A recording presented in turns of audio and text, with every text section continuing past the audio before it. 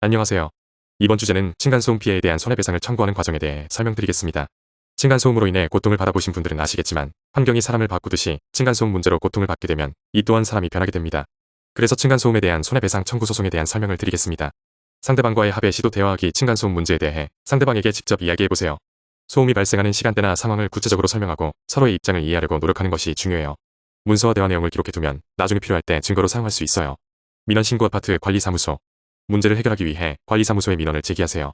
관리사무소는 소음 문제를 중재하고 필요한 조치를 취할 수 있습니다. 신고 내용, 소음 발생 시간, 빈도, 피해 정도 등을 구체적으로 작성하여 제출하세요. 주택관리공단 또는 지방자치단체 신고하기 소음 문제가 심각하다면 주택관리공단이나 지방자치단체에 신고할 수 있어요. 조사 요청 이들 기관은 소음 문제에 대한 조사를 진행하고 필요한 경우 조치를 취할 수 있습니다. 신고 방법 해당 기관의 홈페이지나 전화로 신고할 수 있으며 필요한 서류를 준비해야 할 수 있어요. 소송 절차, 법적 절차 준비. 만약 위의 방법으로도 해결되지 않거나 손해배상을 원할 경우 법원에 소송을 제기해야 해요. 소송 서류 준비, 손해배상 청구서. 청구서를 작성하여 소음으로 인한 피해를 명확히 기재해야 해요. 증거 자료, 소음 측정 기록, 소음이 발생한 시간대의 녹음 파일, 피해를 입증할 수 있는 사진이나 영상, 의료비 영수증 등을 준비하세요. 관할 법원 거주하는 지역의 지방법원에 소송을 제기합니다. 관할 법원을 확인하고 필요한 서류를 제출해야 해요. 법률 상담, 변호사 상담.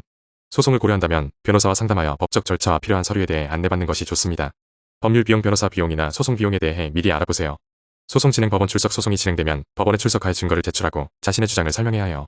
판결 대기, 법원에서 판결이 나올 때까지 기다리며 필요한 경우 추가 자료를 제출할 수 있어요. 판결 후 판결 이행. 만약 승소한다면 상대방에게 손해배상금을 청구할 수 있어요.